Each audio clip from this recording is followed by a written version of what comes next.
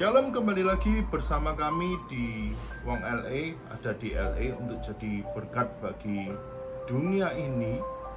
Hari ini saya ingin ngajak belajar sama-sama tentang menu pokok.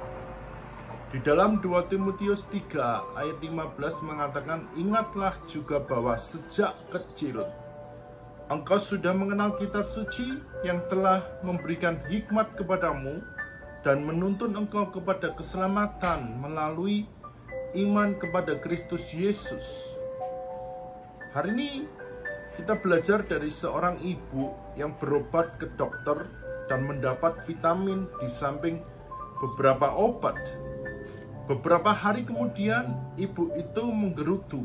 Ibu itu sudah rajin minum vitamin, kok belum sembuh juga.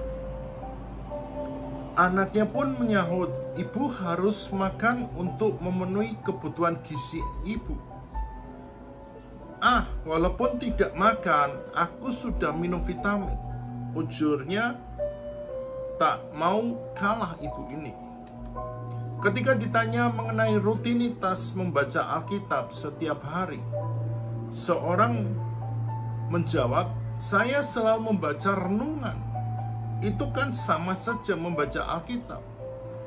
Sebagai salah satu penulis renungan, bukankah merasa tersanjung? Saya merasa cukup prihatin. Bagaimanapun, renungan harian tidak dapat menggantikan keadaan Alkitab, bahkan tidak bisa menggantikan keberadaan Alkitab, ya kan? Sebagian vitamin yang sifatnya adalah suplemen atau tambahan tidak dapat menggantikan kandungan gizi yang kita peroleh dari makanan. Mungkin ada di antara kita yang mengaku sulit untuk mencerna bahasa Alkitab. Jauh lebih mudah memahami bahasa renungan. Karena itu, kita memilih untuk membaca renungan harian saja. Renungan memang hadir untuk menolong kita. Namun jangan pernah lupa membaca Alkitab.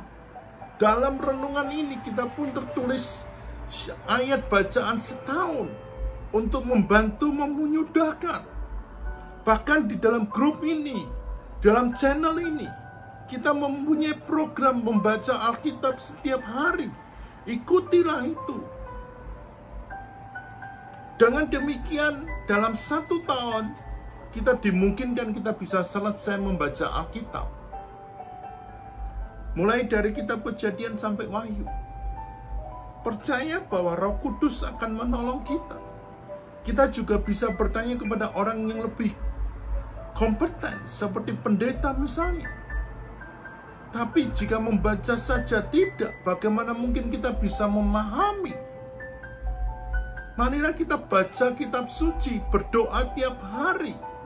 Kalau mau bertumbuh dalam iman dan pengetahuan kebenaran akan Tuhan, terus saksikan dalam kehidupan kita membaca Alkitab setiap hari. Kita akan diberkati, kita akan bertumbuh dan mengalami satu kebenaran firman Tuhan, dan kita akan mengalami perjumpaan dengan Tuhan. Tuhan Yesus memberkati.